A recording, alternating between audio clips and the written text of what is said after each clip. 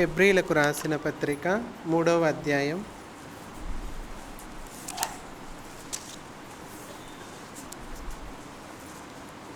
హెబ్రీలకు రాసిన పత్రిక 3వ అధ్యాయం 6వ వచనం చదువుకుందాం. 3వ అధ్యాయం 6వ వచనం, కొత్త నిబంధన గ్రంథంలో 201 పేజీ నెంబర్. హెబ్రీలకు రాసిన పత్రిక 3వ అధ్యాయము 6వ వచనం. అయితే క్రీస్తు కుమారుడై ఉండి ఆయన ఇంటి మీద నమ్మకముగా ఉన్నాడు. ధైర్యమును నిరీక్షణ వలని ఉత్సాహమును తుదమట్టుకు స్థిరముగా చేపట్టిన ఎడల మనమే ఆయన ఇండ్లు. దేవుడు తన వాక్యాన్ని దీవించునుగాక.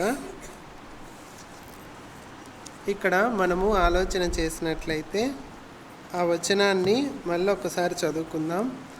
అయితే క్రీస్తు కుమారుడై ఉండి ఆయన ఇంటి మీద నమ్మకముగా ఉన్నాడు.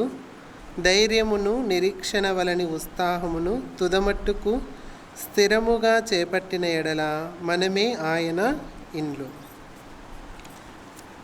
ఈ లోకంలో మామూలుగా మనం చూస్తూ ఉంటాం, ప్రతి ఒక్కరి కోరిక ఏంటి? వాళ్ళ జీవితకాలంలో ప్రతి ఒక్కరం ఏం కావాలని కోరుకుంటూ ఉంటాం? ఒక గృహం, ఒక ఇల్లు కావాలని కోరుకుంటూ ఉంటాం. ఒక బేసిక్ నీడ్స్లలో, ఒక కంపల్సరీ కావాల్సిన అవసరాలలో అది కూడా ఒకటి. ఏంటి అవసరాలు? 3 అవసరాలు ఉన్నాయి ఖచ్చితంగా కావాల్సినవి. ఏంటి చెప్పండి? ఇండ్లు, బట్ట, తిండి. మామూలుగా అయితే కూడు, గూడు, గుడ్డ అని అంటూ ఉంటాం. ఈ 3 బేసిక్ నీడ్స్ ఇవి ఖచ్చితంగా కావాలి. అవి లేకపోతే ఒక మనిషి జీవించాలంటే కొంచెం కష్టంగా ఉంటుంది. అందులో ఇక్కడ దేవుడు కూడా ఒక ఇల్లు కోరుకుంటా ఉన్నాడు. ఈ లోకంలో మనం ఏ విధంగా అయితే ఒక ఇంటిని కోరుకుంటా ఉంటామో అదే విధంగానే దేవుడు కూడా ఒక ఇంటిని కోరుకుంటా ఉన్నాడు. ఇప్పుడు సపోజ్ మన ఇంటినే తీసుకుందాము. ఆ ఇంటిని తీసుకునేటప్పుడు ఆ ఇండ్లు అంటే ఏమేమి ఉంటాయి? ఇండ్లు అనగానే ఏమేమి ఉంటాయి? 4 గోడలు, ఇంకా ఇంట్లో ఏమేమి ఉంటాయి? మనము జీవించడానికి అనుకూలముగా ఉండవలసిన వాటన్నిటి కొరకు కొన్ని ఏముంటాయి చెప్పండి? అందరూ ఏమేమి ఉంటాయి అంటే వస్తువులు ఎన్ని చెప్తున్నారు, కానీ ఇండ్లు అంటే ఏముంటారు ఏముంటాయి? ఇంట్లో ఎవరు ఉంటామమ్మా? మనమే. ముందు అది చెప్పాలా. ఇండ్లు అంటే మనమే అని చెప్పాలా. కానీ మనమందరం ఏం చెప్తున్నాం? గోడలు, ఇంట్లో కొన్ని సామాన్లు ఉంటాయని చెప్తా ఉన్నాం. ఇక్కడ ఈ సందర్భంలో దేవుడు ఏం చెప్తున్నాడు? మనమే ఆయన ఇండ్లని చెప్తా ఉన్నాడు. అంటే ఇండ్లు అంటే ఒక కుటుంబంలో మనుషులే ఇండ్లు. కానీ ఈ దేవాది దేవుడు మనం చూసినట్లయితే ఆయన ఇంటిగా దేన్ని కోరుకున్నాడు? ఈ లోకంలోనికి రావడం కోసం ఫస్ట్ మన హృదయాన్ని కోరుకున్నాడు. అంతకన్నా మించి దేవుడు ఏది కోరుకోలేదు. మామూలుగా దేవుడు అనుకొని నింటే అమెరికాలో మామూలుగా ప్రెసిడెంట్స్ వీళ్ళందరూ ఉండడానికి ఒక పెద్ద ప్యాలెస్ ఉంటుంది. దాన్ని ఏమంటారు?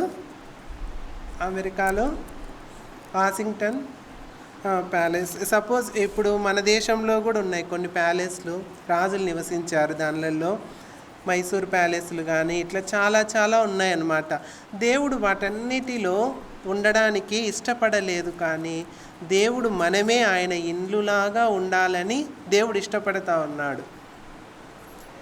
మనము ఈ లోకంలోనే మనం చూసినట్లయితే ఆ ఇండ్లు ఏ విధంగా మనం ఉంచుకుంటున్నాము, మనమే ఆయన ఇండ్లుగా ఉండాలి అంటే గనక ఏ విధంగా ఉండాలి? అక్కడ దేవుడు ఏమని చెప్తున్నాడు అంటే గనక నిరీక్షణ వలని ఉత్సాహమును ధైర్యమును తుదమట్టుకు స్థిరముగా చేపట్టిన ఎడల మనమే ఆయన ఇండ్లు అని చెప్తున్నాడు. ఇందులో మనము ఆయన ఇండ్లులాగా ఉండాలి అంటే కొన్ని పాయింట్స్ మనం మన జీవితంలో కలిగి ఉండాలి. అవి స్థిరముగా, ఉత్సాహముగా, తుదమట్టుకు కలిగి ఉండాలి. అవేంటో మనం తెలుసుకుందాం. ఒక ఇంటికి నిర్మాణం జరగాలి అంటే ఏమేమి ఎక్కువ బలంగా ఉండాలి? పునాదులు, బేస్మెంటు, కాంక్రీటు, సిమెంటు, ఇంకా కడ్డీలు, ఇవన్నీ ఎక్కువగా వేస్తూ ఉంటాం. ఎందుకు అంటే ఆ ఇండ్లు ఏ విధంగా ఉండాలని? స్థిరంగా, స్టాండర్డ్గా ఉండాలి. ఈ లోకంలో నశించిపోయే ఈ లోకంలో ఒక ఇల్లే స్థిరముగా ఉండాలి, ఎక్కువ కాలం జీవించాలి, నేను నా పిల్లలు కూడా ఈ ఇంటిలో ఉండాలి అని ఎంతో స్టాండర్డ్గా, స్థిరముగా, బలంగా ఉండడం కోసం ఎంతో లోతుకు తవ్వడము, పునాదులు, దాంట్లో కాంక్రీట్ ఎక్కువ వేయడము, ఇలా చేస్తూ ఉంటాం. ఎందుకంటే మన తర్వాత కూడా మన పిల్లలు స్థిరముగా ఇంట్లో ఉండడం కోసం. అయితే ఆ ఇంటి బాహ్య సంబంధమైన ఆ ఇంటినే మనం స్థిరంగా ఉండడం కోసం అన్ని రకాల ఆలోచనలతో చేస్తూ ఉంటే మనమే దేవుని ఇండ్లైనటువంటి మనం ఈ లోకంలో దేవునికి స్థిరముగా చేయాలి. అది ఆ వచనం మీరు అక్కడ పసిగట్టాలి. ఏంటి అక్కడ చూడండి, ధైర్యమును నిరీక్షణ వలని ఉత్సాహమును తుదమట్టుకు స్థిరముగా చేపట్టిన ఎడల. మనమే ఆయన ఇంట్లో స్థిరముగా చేపట్టాలి అంటే ఉత్సాహముతో తుదమట్టుకు అంటే చివరి వరకు మనము ఆయన ఇండ్లులాగా ఉండడానికి మనం స్థిరంగా ఉండేవారంగా ఉండాలి. ఆ స్థిరంగా ఉండాల్సినవి ఏంటేంటియో కొన్ని చెప్తాను. ఒక 7 తెలుసుకుందాం, 7 విషయాలు. ఆ స్థిరముగా మనము ఆ విషయాలను మనం చేసినట్లయితే మనము నిజముగా దేవునికి ఇండ్లుగా జీవిస్తాం. మనమందరం ఆయన ఇండ్లే. ఈ లోకంలో యేసుక్రీస్తు ప్రభు శరీరధారిగా ఉన్నప్పుడు కూడా అదే అంటున్నాడు, ఆకాశ పక్షులకు గూళ్ళున్నాయి, ఇంకా నక్కలకు బొరియలున్నాయి, మనుష్య కుమారుడు తలవాల్చుకొను స్థలము లేదని చెప్తా ఉన్నాడు. కానీ ఇక్కడ మాత్రము దేవుడు ఏమని సెలవిస్తూ ఉన్నాడంటే మనం ఆయనకు ఇల్లులాగా ఉండొచ్చు, ఆయనకు మనము స్థానం ఇవ్వచ్చు. అది ఎలా అంటే గనక మనము ధైర్యమును నిరీక్షణ వలని ఉత్సాహమును తుదమట్టుకు స్థిరముగా చేపడితే గనక ఖచ్చితంగా మనము ఆయన ఇల్లులాగా మనం ఈ లోకంలో ఉండొచ్చు. అదేంటి అంటే ఫస్ట్ది చూడండి, ఫస్ట్ది ఏం చేయాలి అంటే మన యొక్క ఇంటిలోనికి ఆయనకు ఒక ప్రవేశాన్ని ఇవ్వాలన్నమాట. దీన్ని ఏమంటాము అంటే ఒక స్థిరమైన ప్రవేశం. ఫస్ట్ పాయింట్ వచ్చేసి స్థిరమైన ప్రవేశం. ఇలా స్థిరమైన ప్రవేశాన్ని చాలామంది చాలా రకాలుగా ఇస్తూ ఉన్నారు, దేవుణ్ణి మన హృదయంలోనికి ఆహ్వానిస్తూ ఉన్నారు. అయితే కొన్ని సమయాలలో దేవుణ్ణి వద్దని, ప్రవేశం లేదని చెప్తా ఉన్నాం. అది ఎక్కడో బైబిల్ గ్రంథంలోనే ఒక సంఘం ఎలా చెప్తా ఉందో చూడండి. ప్రకటన గ్రంథం 3వ అధ్యాయం, ప్రకటన గ్రంథం 3వ అధ్యాయం 17వ వచనంలో 2వ లైన్లో చదువుతాను నేను. 230 పేజీ నెంబర్, ప్రకటన గ్రంథం 3వ అధ్యాయం 17వ వచనం. నేను ధనవంతుడను, ధనవృద్ధి చేసి ఉన్నాను, నాకేమీయూ కొదువలేదని చెప్పుకొనుచున్నావు. ఇక్కడ ఏం జరుగుతూ ఉంది అంటే గనక 20వ వచనం చూడండి. అక్కడ 20వ వచనం, ఇదిగో నేను తలుపునొద్ద నిలుచుండి తట్టుచూ ఉన్నాను. అక్కడ పాయింట్లను అర్థం చేసుకుందాం. 230 పేజీ నెంబర్లో ప్రకటన గ్రంథం 3వ అధ్యాయం 17వ మధ్యవచనంలోనూ 20వ వచనం చదివితే ఇప్పుడు మనకు అర్థమవుతుంది. ఒక మంచి ప్రవేశము, స్థిరమైన ప్రవేశము దేవుడు కోరుకుంటా ఉన్నాడు. దేవుడు ఏం చేస్తున్నాడు అంటే మన హృదయం అనే తలుపునొద్ద నిలుచుండి తట్టుచూ ఉన్నాడు. తడుతూ ఉంటే ఆ లవోదికయ సంఘము ఆల్రెడీ ఇచ్చింది, కొద్ది రోజులు ఇచ్చింది, ప్రవేశం ఇచ్చిన తర్వాత ఏం జరిగింది? ఆ లవోదికయ సంఘంలో ఏం జరిగింది చెప్పండి? అక్కడే ఉంది కదా, నేను ఇప్పుడు చదివిన దాంట్లోనే, నేను ధనవంతుడను, ధనవృద్ధి చేసి ఉన్నాను, నాకేమీయో ఏం లేదంట, కొదువ లేదు. లవోదికయ సంఘంలో ఒకసారి దేవుడు ఉన్నాడు. అయితే ఆ తర్వాత అది ఏం చేసిందంటే ఇంకా ఏమన్నా అవసరాలు ఉన్నా అవన్నీ దేవుని దగ్గర పొందుకుందో మరి ఎట్లెట్లనో తెలియదు మనకు. అవన్నీ ఏమైందంట, ధనవంతుణ్ణి నేను ధనవృద్ధి చేసుకున్నాను, ఇంకా నాకేమీ కొదవలేదు అని చెప్తా ఉంది. మనము కూడా దేవునికి ప్రవేశమిస్తాం. ఫస్ట్లో ఇచ్చినప్పుడు మన హృదయంలోకి వచ్చినప్పుడు మనం ఎన్నో రకాలుగా మనకి ఏమన్నా కొదవలున్నా, ఏమన్నా సమస్యలున్నా, ఏ ఉన్నా సరే అన్నీ నెరవేర్చుకుంటూ ఉంటాం దేవునికి ఒక మంచి ప్రవేశం ఇచ్చి. అన్నీ అయిపోయిన తర్వాత ఇంకా నాకేమీ కొదవలేనప్పుడు ఏం చేస్తాం, మన యొక్క ప్రవేశాన్ని చెప్పండి మూసివేస్తూ ఉన్నాం. కానీ దేవుడు తలుపునొద్ద నిలుచుండి తట్టుచూనే ఉన్నాడు. దేవుడు రెండవదిగా ఏం చెప్తున్నాడో చెప్పండి. అదేమేమనుకుంటా ఉంది, నేను ధనవృద్ధి చేసుకున్నాను, నేను ధనవంతుణ్ణి, ఇంకా నాకేమీ కొదవలేదు, ఏ కొదువ నాకు లేదు అని చెప్తా ఉంటే దేవుడు ఏమని చెప్తున్నాడో చూడ సంఘాన్ని. 17వ వచనంలోనే మొదటి వచనం చూడండి. నీవు దౌర్భాగ్యుడవును, దిక్కుమాలిన వాడవును, దరిద్రుడవును, గ్రుడ్డివాడవును, దిగంబరుడవై ఉన్నావని ఎరుగక. యాక్చువల్గా స్థితి ఏంటి, ఎలాంటి ఆ సంఘం అది ధనవృద్ధి చేసుకున్న సంఘమా, ధనవంతులుగా ఉన్నటువంటి సంఘమా, కొదువలేనటువంటి సంఘమా? చెప్పుకుంటా ఉంది ఊహ. ఆమె రియాలిటీ నుంచి బయటికి రాలేకున్నారు. అది ఊహాజనితంగా ఉంది. అంటే ఊహించుకుంటా ఉంది నేను ఇంత బాగున్నాను అని. ఇప్పుడు 10th క్లాస్ పిల్లలు పరీక్షలు రాశారు. వాళ్ళు ఎంతైనా ఊహించవచ్చు, 600కి 600 మార్కులు ఊహించవచ్చు. కానీ వాళ్ళు ఎంత రాస్తే అంతే వస్తాయి. 300 రావచ్చు, 400 రావచ్చు, 500 రావచ్చు. మన ఊహకేమి ఎంతైనా ఊహించుకుంటాం. ఇంకా నాకు 10th క్లాస్లో 600కి 600 వస్తాయి, నేను ఇంటర్ చదువుతాను, తర్వాత డిగ్రీ చదువుతాను, పిహెచ్డి చదువుతాను, అన్నీ అయిపోయి నాకు పెద్ద ఉద్యోగం వస్తుంది అని ఇప్పటి నుంచే మనం కలలు కనొచ్చు, ఊహించుకోవచ్చు, అనుకోవచ్చు. కానీ రియాలిటీ ఏ విధంగా ఉంది, ఇంకా అక్కడ 10th క్లాసే పాస్ కాలేదు. కానీ ఊహించుకోవడం ఎక్కడో ఊహించుకుంటుంది. ఇక్కడ కూడా ఈ సంఘము ఏమనుకుంటా ఉంది, నేను ధనవృద్ధి చేసుకున్నాను, నాకేమీ కొదవలేదని అనుకుంటా ఉంది. కానీ రియాలిటీ ఏంటి అంటే గనక దేవుడు సెలవిస్తూ ఉన్నాడు, నువ్వు దరిద్రుడవు, దిక్కుమాలిన వాడవు, దౌర్భాగ్యుడవు అని సెలవిస్తూ ఉన్నాడు. కాబట్టి ఇక్కడ మనం చూసినట్లయితే దేవుడు దగ్గరుండి తలుపు తడతా ఉన్నాడు. నీవు ఆసక్తి కలిగి మారు మనస్సు పొందుము, ఇదిగో నేను తలుపునొద్ద నిలుచుండి తట్టుచూ ఉన్నాను అని దేవుడు సెలవిస్తూ ఉన్నాడు. మనం ఒకసారి దేవునికి సమయం ఇచ్చి ప్రవేశం ఇచ్చి కొన్ని విషయాలు జరిగిన తర్వాత, కొన్ని మనం అనుకున్నవి జరిగిన తర్వాత మళ్ళీ వెనక్కి తిరిగిపోతూ అప్పుడు ఇచ్చినటువంటి ప్రవేశము మనం ఈలేకపోతూ ఉంటాం.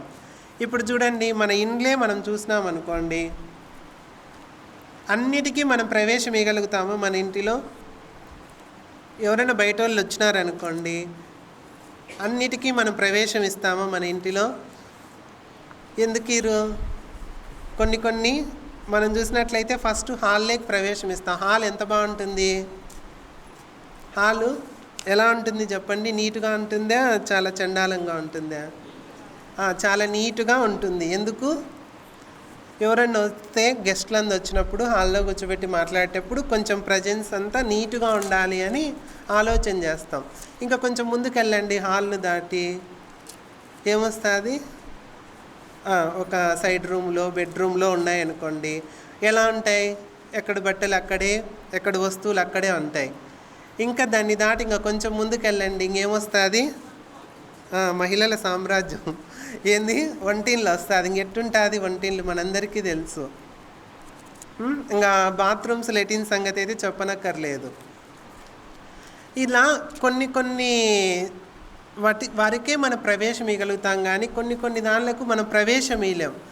ఇలా దేవుడు ఒక స్థిరమైన ప్రవేశాన్ని మన హృదయాల్లో కోరుకుంటా ఉన్నప్పుడు కొన్ని వరకే మనము దేవునికి ప్రవేశం ఇవ్వగలుగుతూ ఉన్నాం. ఎక్కడెక్కడ ఆయన్ను మనతో తీసుకెళ్ళలేకపోతున్నాం, ఎక్కడికి ఆయన ప్రవేశం మనలోకి లేకోకుండా చేసుకుంటున్నాం. అందుకనే దేవుడు చలవిస్తూ ఉన్నాడు, స్థిరమైన వాటిని తుదమట్టుకు చేపడితే మనమే ఆయన ఇండ్లు అని చెప్తా ఉన్నాడు. అప్ అండ్ డౌను ఎలా ఉండకూడదు, స్థిరమైన ప్రవేశం మనం ఇవ్వాలి. అది ఏ సమయమైనా, ఏ స్థలమైనా, ఎక్కడైనా సరే మనము మన దేవునికి స్థిరమైన ప్రవేశం ఇవ్వాలి. అలాంటప్పుడే దేవుడు ఆయనకు మనం ఇల్లులాగా తయారవుతాం. ఆ విధంగా మనము ఈ లోకంలో ఏ విధంగా అయితే ఇల్లును అందంగా సౌందర్యవంతంగా అనేక మందికి బాగుండాలని ఏ విధంగా అయితే కట్టించుకుంటామో, దేవుడు కూడా ఆయన ఇండ్లైనటువంటి మనము, ఈ సంఘంలో చేర్చబడినటువంటి మనము కూడా అంతే అందముగా సౌందర్యంగా ఒక మంచి ప్రవేశంగా ఉండాలి అని దేవుడు కోరుకుంటా ఉన్నాడు. అదే ఒక దేవునికి ఒక స్థిరమైన మంచి ప్రవేశం మనం ఇవ్వాలి. దేవుడు తలుపునొద్ద నిలుచుండే తట్టుచూ ఉన్నాడు. కానీ ఈ సంఘము అనుకుంటా ఉంది, నాకేమి కొదువ లేదు, ఇంకా నాకేం అవసరము అని. ఏమన్నా కొదువలుంటేనేనా దేవుడు మనకు ప్రవేశం అవసరము?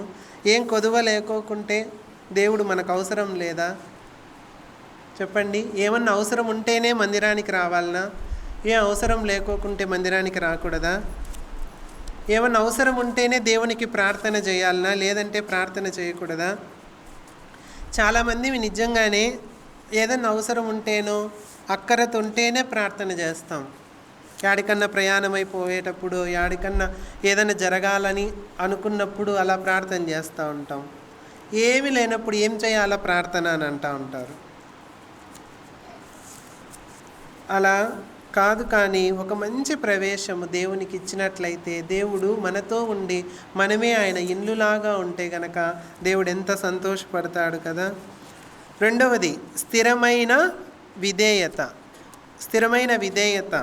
విధేయత అనేది ఫస్ట్ దేవునికి స్థానం ఇచ్చిన తర్వాత, ప్రవేశం ఇచ్చిన తర్వాత రెండోది జరగవలసినది ఏంటి అంటే గనక మన జీవితాలలో విధేయత, స్థిరమైన విధేయత.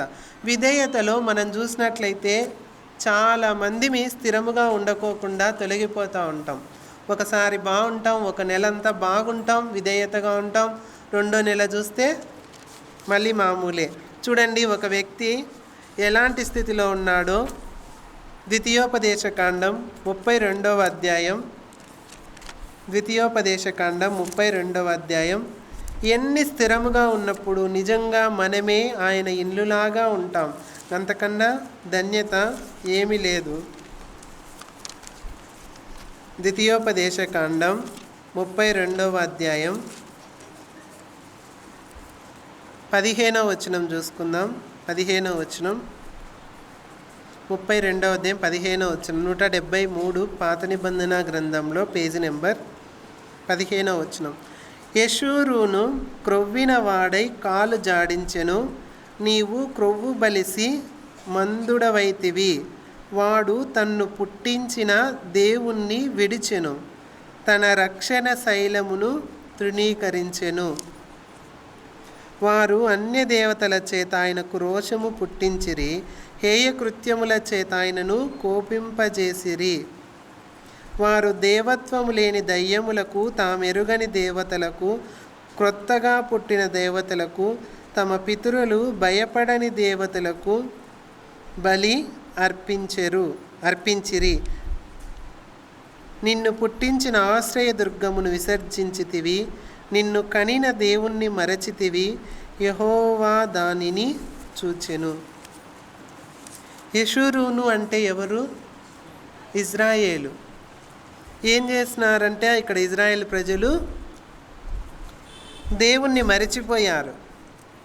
దేవుణ్ణి మరిచిపోవడానికి మొదటి కారణం ఏంటి? వారు క్రొవ్విన వాడై కాలు జాడించెను. మామూలుగా ఈ లోకంలోనే మనము బాహ్యంగా ఆలోచన చేస్తే కొలెస్ట్రాల్ ఎక్కువ ఉంటే మనము ఏమవుతా అన్నట్టు చెప్పండి, అపాయానికి దగ్గరగా ఉన్నట్లు, అంటే హార్ట్ స్ట్రోక్కు దగ్గరగా ఉన్నట్లు, అంటే మరణానికి చాలా సమీపంలో చాలా దగ్గరగా ఉన్నట్లు, అంటే ఒక సైన్ అన్నమాట కొలెస్ట్రాల్ ఎక్కువ ఉంటే గనక. అదేవిధంగానే ఇక్కడ ఆత్మీయ జీవితంలో కూడా ఈ విధేయత స్థిరముగా లేకోకుండా ఉన్నప్పుడు, ఈ స్థిరంగా లేకోకుండా ఉండడానికి కారణం ఏంటి అంటే గనక, ఫస్ట్ క్రొవ్విన వాడై కాలు జాడించెను. నీవు క్రొవ్వు బలిసి మందుడవైతివి. ఆ మందుడై ఏం చేస్తూ ఉన్నాడంట, తను పుట్టించిన దేవుణ్ణే విడిచిపెడతా ఉన్నాడంట. ఇంకా దేవత్వం కాని దేవతలకు బలులు అర్పించడము, వాళ్ళ పితరులు భయపడని వాటికి బలి అర్పించడము, అవన్నీ చేస్తూ ఉన్నారు. విధేయత స్థిరముగా ఉండాలి. ఒకరోజు చూపించి ఒకరోజు చూపించుకోవడం, మనం అవసరం ఉండేంత వరకు వారి దగ్గరికి వెళ్ళి విధేయత చూపిస్తాం, అక్క అన్న అని సంబోధిస్తాం. మన అవసరము అన్ని అక్కర్లతో తీర్చుకున్న తర్వాత మళ్ళీ విధేయత చూపి మేము చూపాం. అక్క కాదు, ఈవెన్ అక్క అన్న అనే వాళ్ళకి ఎంత దేవుడు రెస్పెక్ట్ ఇచ్చినాడంటే చూడండి, ట్విన్స్ పుడతారు. ట్విన్స్ ఎంతసేపట్లో పుడతారు వాళ్ళు? కవల పిల్లలు ఎన్ని ఫ్రాక్షన్ ఆఫ్ ఎన్ని మినిట్స్లలో పుడతారు? వాళ్ళకు మధ్య తేడా పెద్దోడికి చిన్నోళ్ళకు చెప్పండి. 5 నిమిషాలు ఉంటుందా? 10 నిమిషాలు ఉంటుంది. 5-10 నిమిషాలే తేడా. కానీ 5-10 నిమిషాలు ముందు పుట్టినా సరే వాళ్ళని ఏమనాలా? అక్క అనే అనాలా. ఒకవేళ అబ్బాయి పుడితే అన్న అనే అనాలా. అంటే 5 నిమిషాలు ముందు పుట్టినా ఒకే రోజు ఒకే టైంలో, టైం అటు ఇటు ఒక జస్ట్ 5-10 నిమిషాల్లో పుట్టినా సరే అన్ననే అనాలా, అక్కనే అనాలా. ఈ విధంగా దేవుడు ఆ జ్యేష్ఠ కుమారుని కానీ కుమార్తెకి ఈ విధమైన హక్కు ఇచ్చాడు, అక్క అన్న అని సంబోధించేటట్లు. కానీ మనము ఎంత పెద్దవారినైనా సరే ఓమే ఓరే ఇట్లా పిలుచుకుంటూ ఉంటాం. ఈవెన్ చర్చిలలో కూడా ఓమే ఓరే అంటూ ఉంటారు. అది మనకు ఏమాత్రము తగువైంది కాదు. దేవుడు ఒక 5 నిమిషాలు ముందు పుడితేనే అక్క అన్న అంటున్నారు. మరి వయసులో ఎంతమంది పెద్దవాళ్ళు ఉన్నారు? వాళ్ళను అమ్మ అనో లేదంటే ఏదో ఒకటి వాళ్ళ పేర్లు తెలియనప్పుడు ఆ విధంగా పిలుచుకోవడం ఎంతో మంచిది. ఇక్కడ చూసినట్లయితే యెషూరును ఆ విధంగా విధేయత నుంచి తప్పిపోతూ ఉన్నాడు. మనం విధేయతగా కొన్నిసార్లు ఉంటాము, కొన్నిసార్లు ఉండం. స్థిరమైన విధేయత అనేది దేవుడు ఎప్పటికీ కోరుకుంటా ఉన్నాడు. స్థిరమైన ప్రవేశం దేవుడు ఏ విధంగా అయితే కోరుకుంటూ ఉన్నాడో, ఇంకా ఈ ప్రవేశం నుంచి మనల్ని దేవుణ్ణి బయటికి పంపించకూడదు. ప్రభువా నువ్వు కొన్ని స్థలాలకే రా, నాతో కొన్ని ప్రదేశాలకే రా, చర్చికి వచ్చేటప్పుడే నువ్వు నా దగ్గర ఉండు, నేను ఎక్కడైనా ఫ్రెండ్స్తో తిరిగినప్పుడు నువ్వు వద్దు అనే ఆలోచన మనకు రాకూడదు. స్థిరమైన ప్రవేశం దేవునికి ఇవ్వాలి, స్థిరమైన విధేయత ఇవ్వాలి. విధేయత లోపించడానికి కారణం చిన్నగా ఇదే.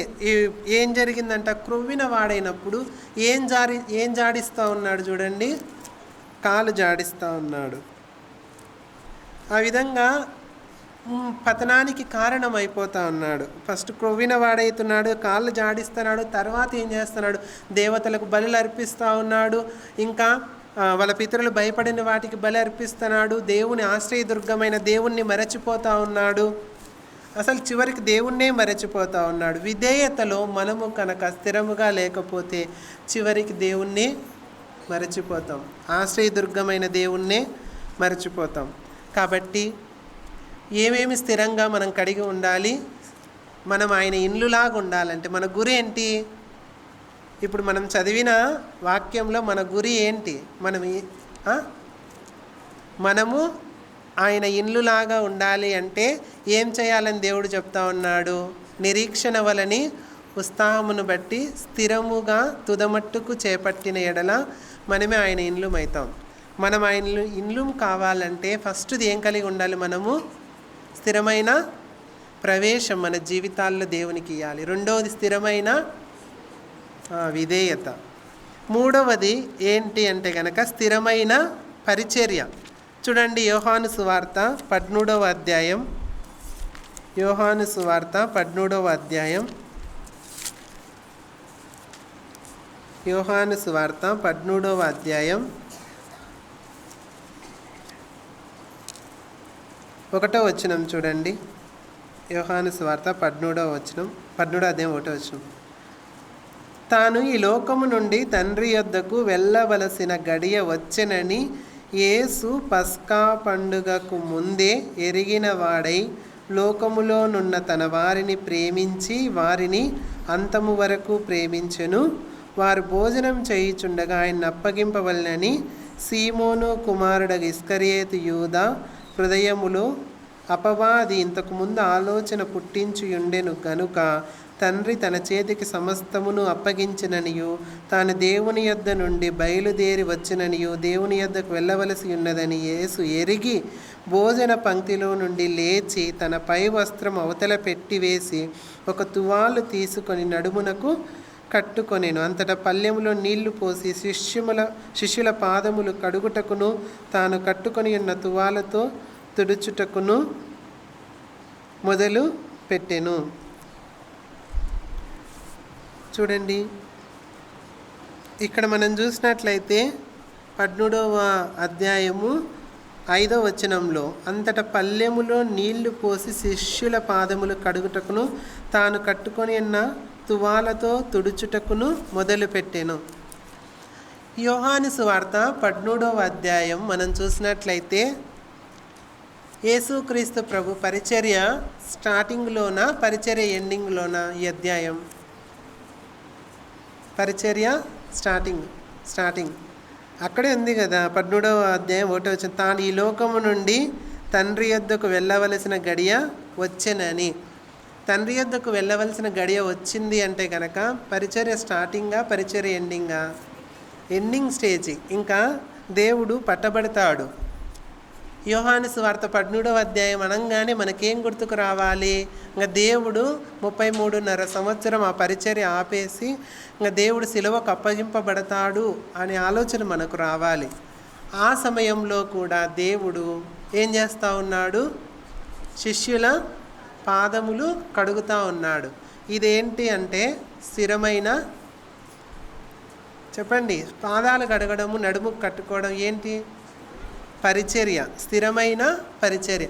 దేవుడు 30వ సంవత్సరంలో పరిచర్య మొదలు పెడితే దేవుడు చివరి క్షణంలో కూడా ఇంకా సిలువకు అప్పగింపబడిపోయే సమయంలో కూడా ప్రభువు ఏం చేస్తున్నాడు? అందరి పాదములను కడుగుతూ ఉన్నాడు.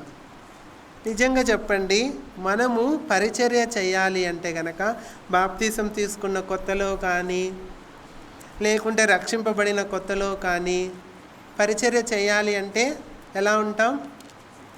చాలా ఉత్సాహముగా, స్థిరంగా ఈ పరిచర్య ఇంకా నాదే అన్నట్లుగా చేస్తూ ఉంటాం. ఏదైనా ఒక కొత్త పరిచర్యలు వచ్చినప్పుడు కూడా 1-2 వరకు అయితే బాగా చేస్తూ ఉంటాం ఉత్సాహంగా. కానీ దేవుడు ఏం కోరుకుంటున్నాడంటే ఏ పరిచర్య అయినా స్థిరమైన పరిచర్య తుదమట్టుకు కొనసాగించిన ఎడలనే అది దేవుడికి మనము ఇండ్లుగా ఉంటాం. అది ఏ పరిచర్య అయినా కానీ యేసుక్రీస్తు ప్రభువే మనకు మాదిరి. ఆయన ఇంకా సిలువకు అప్పగింపబడబోయే సమయంలో కూడా శిష్యుల పాదములను కడుగుతూ తను వేసుకున్న టువాలతో తుడుస్తూ ఉన్నాడు. ఎంత గొప్ప పరిచర్య, స్థిరమైన పరిచర్య! అంతము మట్టుకు ఉత్సాహముతో దేవుడు చేసినట్లుగా మనం చూస్తూ ఉన్నాం. మనము కూడా స్థిరమైన పరిచర్య చేసేవారంగా ఉండాలి. ఏదైనా ఒక పరిచర్యకు సమర్పించుకున్నప్పుడు ఆ పరిచర్యను మనము ముందుకొచ్చి చేయాలి. ఎవరో చెప్తేనో చేయడము, ఎవరో చెప్తేనే చేయడము అలా కాదు. కానీ ఇప్పుడు మనందరికీ ఒకటి తెలుసు, చెప్పండి, చీమలు మనకు తెలుసు. చీమలకు ఎవరన్నా ఉంటారా అధిపతి? ఎవరన్నా ఉంటారా? ఎవరు ఉండరు. కానీ చీమలు ఏం చేస్తాయి? తమ యొక్క కాలాన్ని ఎరుగుతాయి. కాలం తెలుసా లేదా దానిలకు? ఇప్పుడు ఏం చేస్తూ ఉంటాయి చీమలు? ఈ కాలము ఆహారాన్ని సిద్ధపరుచుకుంటూ ఉంటాయి. కాలాలను ఎరుగుతాయి. కాలాలను ఎరగడం మాత్రమే కాకుండా ఏం చేస్తాయి? అవి కష్టపడి ఆహారాన్ని సమకూర్చుకుంటూ ఉంటాయి. ఒక వ్యక్తి ఎవరు చెప్పాల్సిన అవసరం లేదు చీమలకు, ఇది చెయ్యి అది చెయ్యి అని. ఎవరమైనా ఒక వ్యక్తికి చెబుతున్నాము అంటే ఇది చెయ్యి అది చెయ్యి అని, వాళ్ళు సోమరులనే అర్థం. అంతే కదా. ఇప్పుడు నిజంగా మనకు బాధ్యత ఉందనుకోండి, ఎవరన్నా వచ్చి మనల్ని లేపాలనా? 5 గంటలకు కానీ 6 గంటలకు కానీ లేపుతారా? ఎవరన్నా వచ్చి అమ్మ కానీ నాన్న కానీ వచ్చి ఇప్పుడు పొలానికి నీళ్ళే కట్టాలి, లేదంటే ఉదయం 6 గంటలకే ఫస్ట్ షిఫ్ట్ లాగిన్ కావాలి, ఎవరన్నా వచ్చి లేపుతారా? చాలామంది అలారం పెట్టుకొని లేసే వాళ్ళు కూడా ఉన్నాం. ఒక బాధ్యత, ఒక పరిచర్య అనేది మనకు ఉన్నట్లయితే ఆటోమేటిక్గా మనమే లేస్తాం. దుప్పటి తీసేసి మనమే లేస్తాం. ఎవరో వచ్చి లేపాల్సిన పని లేదు. ఇంకా ఎవరో వచ్చి లేపుతున్నారు అంటే మనం ఎక్కడున్నామో, ఏ స్థితిలో ఉన్నామో మనకు మనమే అర్థం చేసుకోవాలి. దేవుడు చూడండి, స్థిరమైన పరిచర్య దేవుడు కోరుకుంటా ఉన్నాడు. ఈ పరిచర్యను మనం తుదమట్టుకు కొనసాగించాలి. ఎంతవరకు చెప్పండిలే? 1 సంవత్సరమా, 2 సంవత్సరాలా? తుదమట్టుకు స్థిరముగా చేపట్టిన ఎడలనే మనం ఆయనకు ఇల్లుగా మారిపోతాం. 4వది ఏముండాలి ఇంకా స్థిరముగా? లూకాసు వార్త 18వ అధ్యాయం 1వ వచనం. లూకాసు వార్త 18వ అధ్యాయం 1వ వచనం.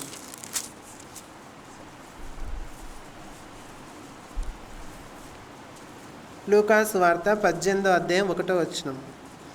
వారు విసుకక నిత్యము ప్రార్థన చేయుచుండవలనంటకు ఆయన వారితో ఈ ఉపమానము చెప్పెను. దేవునికి భయపడకయు మనుష్యులను లక్ష్యపెట్టకయు నుండు ఒక న్యాయాధిపతి ఒక పట్టణములో ఉండెను. ఆ పట్టణములో ఒక విధవరాలును ఉండెను.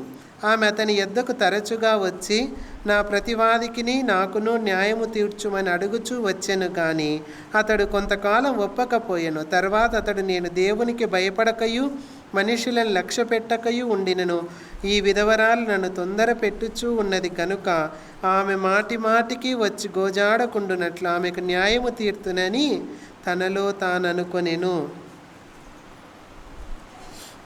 ఇక్కడ ఏమి కలిగి ఉండాలి? స్థిరముగా ప్రార్థన. వారు విసుకక నిత్యము ప్రార్థన చేయుచుండవలెననుటకు దేవుడి ఉపమానం చెప్తా ఉన్నాడు. విసుకక నిత్యము అంటే ఎల్లప్పుడు, ఎల్లప్పుడు అంటే స్థిరంగా, ఇంకా కాన్స్టాంట్గా అని అర్థం. స్థిరమైన ప్రార్థనలు మనం కలిగి ఉండాలి. ఒకరోజేమో 1 గంట 2 గంటలు 3 గంటలు చేసేది, మరుసటి రోజు అయితే అసలే చేయకోకుండా ఉండేది. అంతేనా? ఎవరైనా ఉన్నప్పుడు అందరం కూడుకున్నప్పుడైతే 4-5 గంటలైనా చేద్దాం ఎవరైనా చూడాలని. అదే మన ఇంటిలో మనం అంతసేపు చేసుకుంటామా? మామూలుగా చర్చిలో ఎక్కువసేపు చేసేటట్టు ఒక ఆయన చెప్తా ఉన్నాడు, ఎవరన్నా ఏదైనా ప్రార్థన చేయమని ఇస్తే అర్ధగంట గంట అయినా చేస్తాడంట. వాళ్ళ ఇంటిలో అయితే 10 నిమిషాలు కూడా చేయరంట. ఎందుకట్లా చెప్పండి? స్థిరమైన ప్రార్థన కాన్స్టాంట్గా చేయాలి మనము. ఎలా అంటే గనక దానికి సందర్భం అక్కర్లేదు, సమయం అక్కర్లేదు, ఏం అక్కర్లేదు. ఒక స్థిరమైన ప్రార్థన మన జీవితంలో ఎప్పుడూ కలిగి ఉండాలి. విసుకక నిత్యము ప్రార్థన చేయాలి అని దేవుడు సెలవిస్తూ ఉన్నాడు. స్థిరమైన ప్రార్థన మన జీవితాల్లో ఉన్నప్పుడే మనము దేవునికి ఏమవుతాము? మనమే ఇండ్లు అవుతాం. అది ఎప్పుడు గుర్తుపెట్టుకోండి మనసులో. స్థిరమైన ప్రార్థన. ఇంతవరకు ఎన్ని చెప్పాము, ఎన్ని చెప్పుకున్నాం?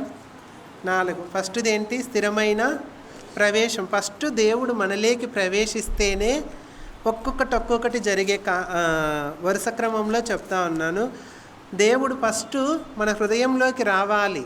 ఆ స్థిరమైన ప్రవేశం దేవుడు మనకిచ్చినట్లయితే ఫస్ట్ దేవుడు వచ్చిన తర్వాత మనలోంచి తొలగిపోయేదేంటి?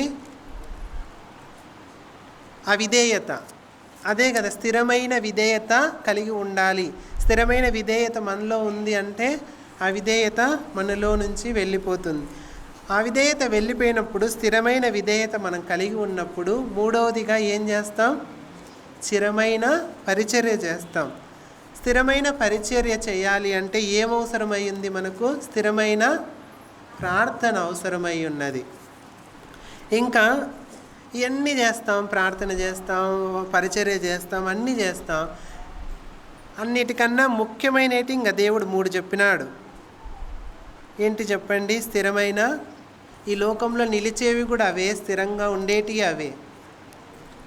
ప్రేమ, విశ్వాసము, నిరీక్షణ. ఇంకా ఆ 3 చెప్పుకుంటే మొత్తం ఎన్ని అవుతాయి? ఎన్ని పాయింట్లు అవుతాయి? 7 అవుతాయి. సరిపోతాయి. ఆ 3 చూసుకుందాం. స్థిరమైన ప్రేమ. ఇప్పుడు మనం చదువుకున్నాం యోహాను సువార్త 18వ అధ్యాయంలోనే. అక్కడే చూడండి, అసలుకు ఎవరు ప్రేమించారు, ఎంతలా ప్రేమించారు అనేది మనకు అర్థమవుతుంది. 18వ అధ్యాయం 1వ వచనంలోనే, తాను ఈ లోకము నుండి తండ్రి యొద్దకు వెళ్ళవలసిన గడియ వచ్చెనని యేసు పస్కా పండుగకు ముందే ఎరిగిన వాడై లోకములోనున్న తన వారిని ప్రేమించి వారిని అంతము వరకు ప్రేమించెను. ఎంతవరకు ప్రేమించాడు మా? ఎంతవరకు? అంతము వరకు ప్రేమించాడు. ఇదే స్థిరమైన ప్రేమ. ఈ లోకంలో మనుషులు ఎవరైనా మనల్ని స్థిరంగా అంతం వరకు ప్రేమిస్తారా? చెప్పండి. తల్లిదండ్రులు పిల్లల్ని ఎంతవరకు ప్రేమిస్తారు?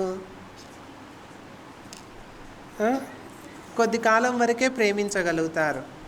ఇప్పుడు 1 నుంచి 5 ఏళ్ళ వరకు పిల్లలు ఉంటారు, చిన్నపిల్లలు. ఎంత ముద్దు చేస్తూ ఉంటామో అంతవరకు, వాళ్ళు స్కూల్కి పోయేంతవరకు. వాళ్ళు ఎంత తప్పులు చేసినా, ఏం చేసినా కానీ వాళ్ళను ఎత్తుకుంటా, బుజ్జగిస్తా, అన్నం తినిపిస్తా, ఎంతగానో ప్రేమిస్తాం. వాళ్ళు స్కూల్కి పోయినాక రోంతా తగ్గిపోతుంది. ఇంకా వాళ్ళు పెద్దవాళ్ళే, వాళ్ళ పెళ్ళిళ్ళే, వాళ్ళ పిల్లలు వచ్చిన తర్వాత ఇంకా రొంత తగ్గిపోతూ ఉంటారు. ఏ వ్యక్తి అయినా కానీ ఎవరిని అంతం వరకు ప్రేమించలేడు. కానీ ప్రభువు అంతం వరకు ప్రేమిస్తూ ఉన్నాడు. ఇలాంటి ప్రేమ మనం కూడా కలిగి ఉండాలి అని దేవుడు సెలవిస్తున్నాడు. ఎలాంటి వ్యక్తిని దేవుడు అంతం వరకు ప్రేమించినాడో చెప్పండి. ఎలాంటి వ్యక్తిని ప్రేమించినాడు? ఈ అధ్యాయంలోనే ఉంది. ఆ వ్యక్తిని ప్రేమించేది కూడా ఇస్కరియోతు యూదాను దేవుడు ప్రేమించాడు. ఎంతగా ప్రేమించాడంటే చివరి వరకు కూడా ప్రేమించాడు. ఇంకా మారతాడేమో అని. ఇప్పుడు నిజంగా చెప్పండి, మనకు నిజంగా ఒక వ్యక్తి హాని చేయాలని, నన్ను చంపాలని, నాకేదో గొప్ప పన్నాగం బండి నా పక్కనే ఉన్నాడు అని తెలిస్తే గనక మనం ఏం చేస్తాం? జాగ్రత్త పడ్డం ఏంది? అసలు ఆ వ్యక్తి దగ్గరికి పోనన్నా పోతామా? ఆ వ్యక్తిని దగ్గరికన్నా రాణిస్తామా? అసలు ఆ వ్యక్తి దగ్గరకు కూడా మనం పోము, ఇంకా చాలా దూరంగా ఉంటాం. ఎందుకు లేబ్బా అని దూరంగా ఉంటాం. కానీ ప్రభువుకు అన్నీ తెలిసి కూడా ఆ వ్యక్తి నిజంగా ప్రేమిస్తున్నాడు. ప్రేమించడం మాత్రమే కాకోకుండా ఆ వ్యక్తికి ఒక బాధ్యతను కూడా ఇస్తున్నాడు. ఎవరికి లేనటువంటి బాధ్యతను ఆయనకి ఇచ్చినాడు. ఇన్ని చేసి దేవుడు అంతం వరకు స్థిరముగా ఇస్కరియోతు యూదాను ప్రేమించినా కానీ ఆ స్థిరమైన ప్రేమను, ఆ ప్రేమను, దేవుని ప్రేమను ఇస్కరియోతు యూదా ఏమాత్రము అర్థం చేసుకున్నవాడు కాదు. ఇప్పుడు కూడా ఈ కాలంలో కూడా ఇక్కడ ఉన్నటువంటి మనము కూడా దేవుని ప్రేమను అర్థం చేసుకోలేక ఎన్నోసార్లు దేవుని ప్రేమను నిర్లక్ష్యం చేస్తూ ఉన్నాం. ఒక వ్యక్తి తనను అప్పగిస్తాడు అని తెలిసి కూడా దేవుడు ప్రేమించాడు అంటే ఆయనది ఎంత గొప్ప ప్రేమ! ఆయనకి ఇంకా భోజనం కూడా సిద్ధపాటు చేస్తూ ఉన్నాడు. సిద్ధపాటు చేసి ఇంకా నేనా అని అడిగితే నీవే అని దేవుడు కరాఖండిగా చెప్పేశాడు. ఇంక అంతవరకు ఎందుకులే అని చెప్పలేదు.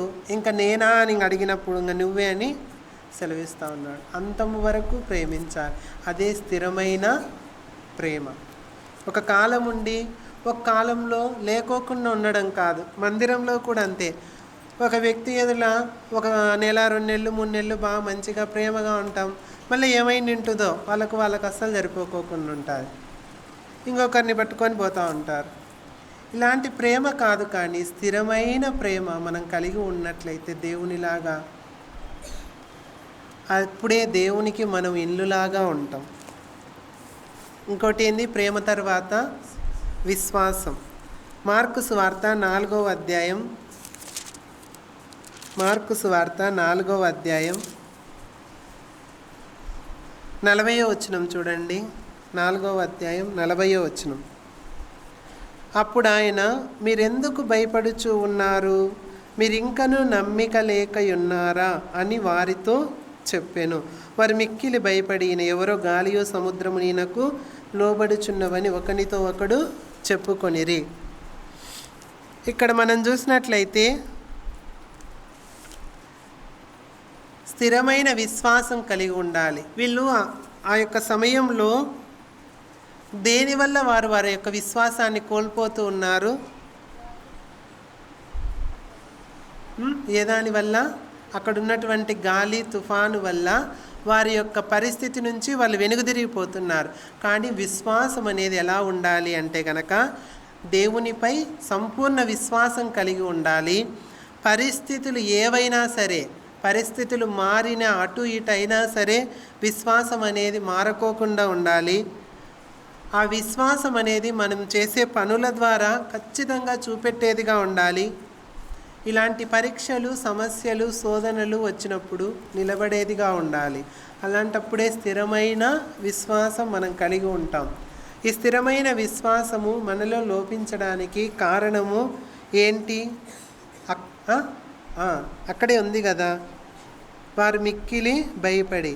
అప్పుడు ఆయన కూడా చెప్తున్నాడు, మీరు ఎందుకు భయపడుచు ఉన్నారు? విశ్వాసం సన్నగిలగడానికి కారణంలో ఒక కారణం ఏంటి అంటే భయం.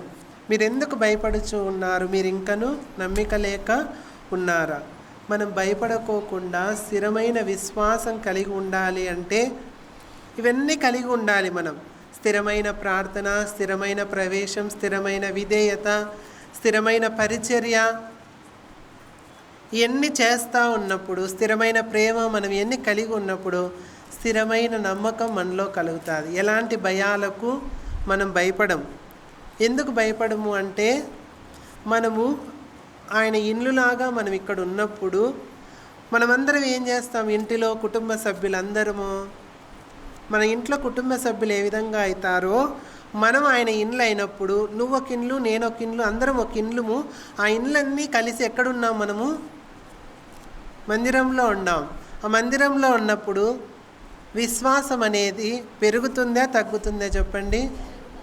విశ్వాసం అనేది పెరుగుతుంది. ఎందుకంటే వారి యొక్క జీవితంలో, వారి యొక్క అనుభవాలలో, వారి పట్ల దేవుడు చేసినటువంటి పరిస్థితులు ఏవైనా సరే, ఆ పరిస్థితుల గుండా మేము వెళ్ళాం, మీరు వెళ్ళొచ్చు అని చెప్తూ ఉంటారు. వాళ్ళ ద్వారా మనం ఏం చేయొచ్చు అంటే విశ్వాసాన్ని స్థిరముగా కొనసాగించవచ్చు.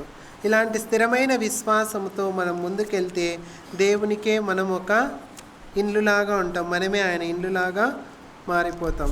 ఇంకా లాస్ట్ నిరీక్షణ గురించి తెలుసుకుందాం. స్థిరమైన నిరీక్షణ చూడండి. హెబ్రీలకు రాసిన పత్రిక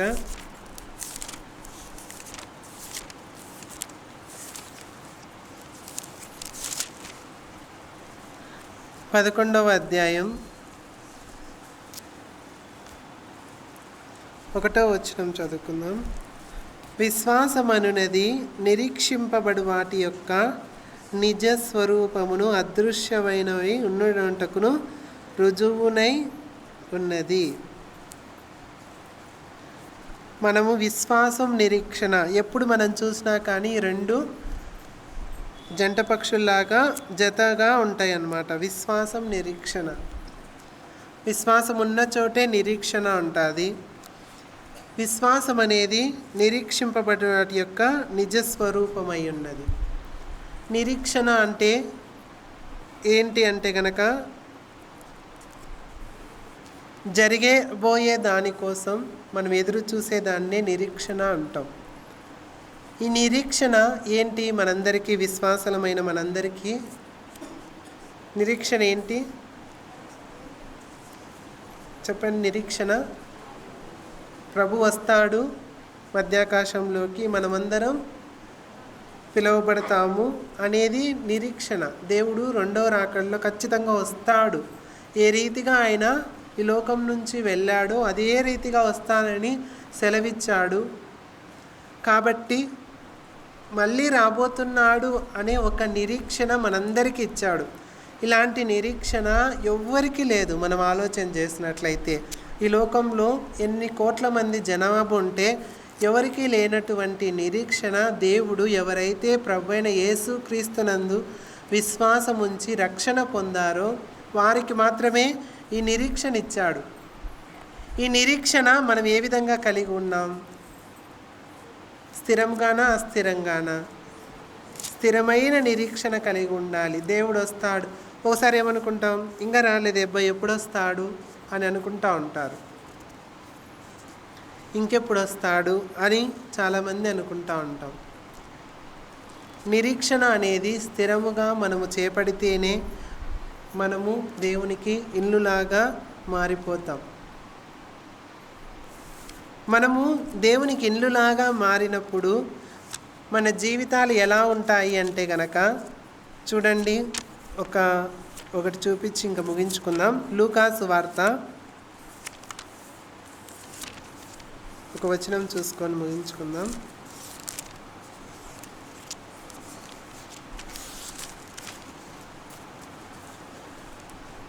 రెండవ అధ్యాయం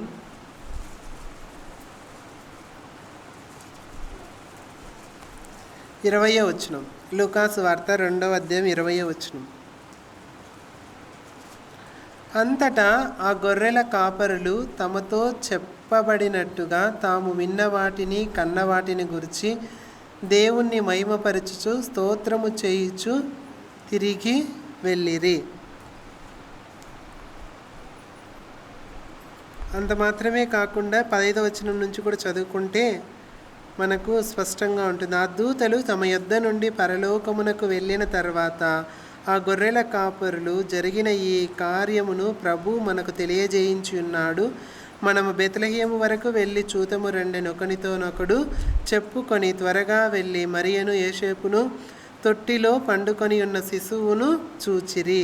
వారు చూచి శిశువును గురించి తమతో చెప్పబడిన మాటలు ప్రచురము చేసిరి. గొర్రెల కాపరులు తమతో చెప్పిన సంగతులను గురించి విన్న వారందరూ మిక్కిలి ఆశ్చర్యపడిరి. ఇక్కడ చూసినట్లయితే ఇక్కడ ప్రభువు ఎక్కడున్నాడు? ఏ ఇంటిలో ఉన్నాడు?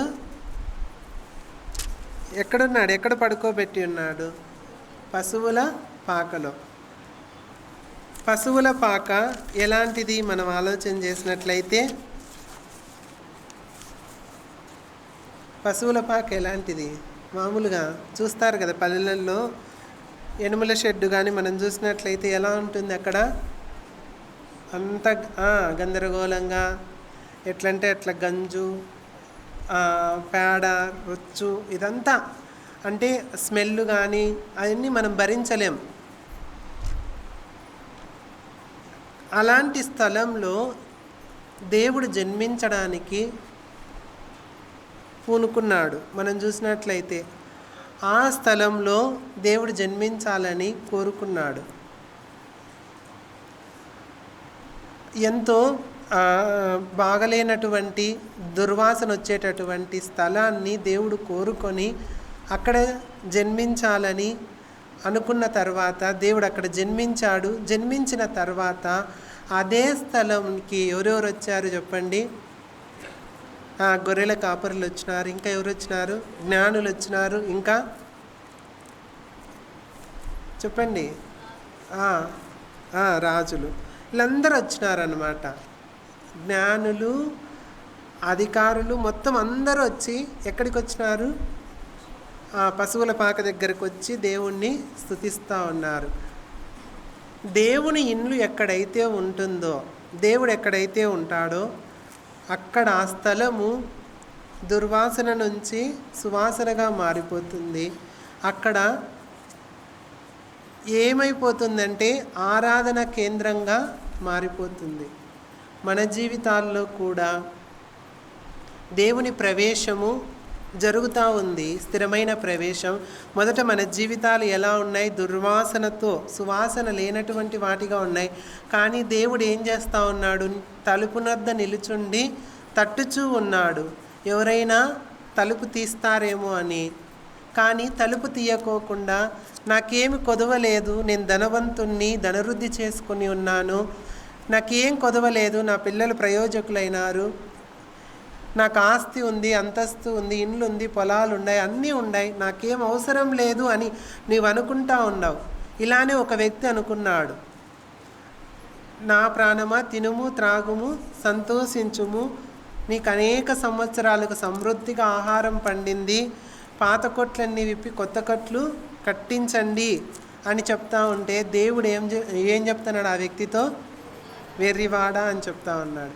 వెర్రివాడ, ఈ రాత్రే నీ ప్రాణాన్ని అడిగితే ఇవన్నీ నీ ఎవరైతాయి అని. మనం ఆలోచనలకేం ఎంతైనా చేసుకుంటాం, నేను ధనవంతుణ్ణి, అది ఇది అని ఎన్నో అజంప్షన్స్ చేసుకుంటాం. కానీ రియాలిటీలో ఏ విధంగా ఉన్నాం? మనం దేవుడు లేకోకుండా ఉంటే దరిద్రులమే, దౌర్భాగ్యులమే, ఎందుకు పనికిరానటువంటి వారమే. కాబట్టి అలా కాకోకుండా మన హృదయంలో దేవునికి ఒక గొప్ప ప్రవేశం ఇవ్వాలి. ఏదో కొన్ని స్థలాల వరకే, కొంతవరకే కాదు, కానీ ప్రతి స్థలంలో దేవునికి ప్రవేశం ఇవ్వాలి. అది ఒక స్థిర ప్రవేశము. ఆ స్థిర ప్రవేశమైన తర్వాత మనలో ఏవేవైతే ఉన్నాయో ఆ క్రొవ్విన వాటి వల్ల మనం ఎక్కడెక్కడైతే కాలు జాడిస్తూ ఉన్నామో, ఎక్కడైతే దేవుణ్ణి మరచిపోతూ ఉన్నామో, ఆశ్రయదుర్గమైన దేవుణ్ణి మరచిపోతూ దేవతలు కాని వాటికి మనం బలులు అర్పిస్తూ తింటూ ఏవైతే చేస్తూ ఉన్నామో అవి కాకోకుండా స్థిరమైన విధేయత కలిగి స్థిరమైన పరిచర్యతో కొద్ది రోజుల వరకే చేసి ఉత్సాహంతో తర్వాత కాకోకుండా, తర్వాత చేయకోకుండా, నెగ్లిజెన్స్ చేయకుండా స్థిరముగా దేవుడు ఎప్పుడైతే పరిచర్య స్టార్ట్ చేశాడో అంతం వరకు, తాను అప్పగింపబడబోయే రాత్రి వరకు కూడా శిష్యుల పాదాలు కడుగుతూ పరిచర్య చేస్తూ ఉన్నాడు. స్థిరమైన పరిచర్య చేయాలి. ఆ తర్వాత స్థిరమైన ప్రార్థన. మన జీవితంలో మన ప్రాణం పోయేంత వరకు మనము ప్రార్థనతోనే జీవించాలి, ప్రార్థనలోనే ఉండాలి. మన అవసరాలు తీరిపోయే, అక్కర్లు తీరిపోయే, ఇంకెందుకు ప్రార్థన అని కాకోకుండా స్థిరమైన ప్రార్థన విసుకక నిత్యము చేయాలని దేవుడే సెలవిస్తూ ఉన్నాడు. స్థిరమైన ప్రార్థనతో, తర్వాత స్థిరమైన ప్రేమతో, ఒకరోజు ప్రేమించి ఇంకో రోజు ప్రేమించుకోకుండా కాకుండా అంతము వరకు దేవుడు ఏ విధంగా అయితే తన్ను చంపాలన్న వ్యక్తిని కూడా ప్రేమించాడో మనము కూడా స్థిరమైన ప్రేమతో ముందుకు సాగితే, స్థిరమైన నమ్మకముతో భయపడకోకుండా, పరిస్థితులు ఏవైనా సరే మనము ఆ పరిస్థితులను చూచి భయపడకోకుండా, ఆనాడు పేతురు కూడా అటు ఇటు వచ్చే గాలి తుఫాన్లను చూసి భయపడి దేవుని యందు విశ్వాసం ఉంచుకోకుండా ఉండడాన్ని బట్టి ఏమైపోయాడు? మునిగిపోయాడు. కాబట్టి ఆ పరిస్థితులు ఏవైనా సరే విశ్వాసముతో మనం ముందుకు వెళ్ళే వారంగా స్థిర విశ్వాసముతో ముందుకెళ్ళి స్థిరమైన నిరీక్షణతో దేవుడు వస్తాడు, మనమందరం ఎత్తబడతాము. అంతవరకు ఈ విధంగా ఇవన్నీ కలిగి ఉండి జీవించినట్లయితే మనమే ఆయన ఇండ్లులాగా ఉంటాం. ఆ ఇండ్లులాగా ఉన్నటువంటి మనము ఒక ఆరాధనా కేంద్రంగా మారిపోతాం. ఆరాధనా కేంద్రము దేవుణ్ణి, ఆరాధనా కేంద్రంలో ఏమైపోతాడు దేవుడు? ఏమవుతాడు దేవుడు? మహిమపరచబడతాడు. మనల్ని ఎన్నుకున్న ఉద్దేశం కూడా అదే కదా. ఎందుకు? ఆయన నామమునకు కీర్తి, స్తోత్ర, మహిమలు కలగడానికే. కాబట్టి ఆ విధంగా మనం ముందుకెళ్దాం. ఏంటేంటి? స్థిరమైన ప్రవేశము, స్థిరమైన విధేయత, స్థిరమైన పరిచర్య, స్థిరమైన ప్రార్థన, స్థిరమైన విశ్వాసం, స్థిరమైన ప్రేమ, స్థిరమైన నిరీక్షణ, ఇవన్నీ కలిగి ఉన్నట్లయితే మనమే ఆయనకి ఇండ్లులాగా మారిపోతాం. అది ఎలాంటి ఇండ్లైనా ఆరాధన కేంద్రంగా మారిపోతుంది. కాబట్టి ఆ విధంగా మనం ముందుకెళ్ళి దేవుని మహిమపరుద్దాం. దేవుడు తన వాక్యాన్ని దీవించునుగాక.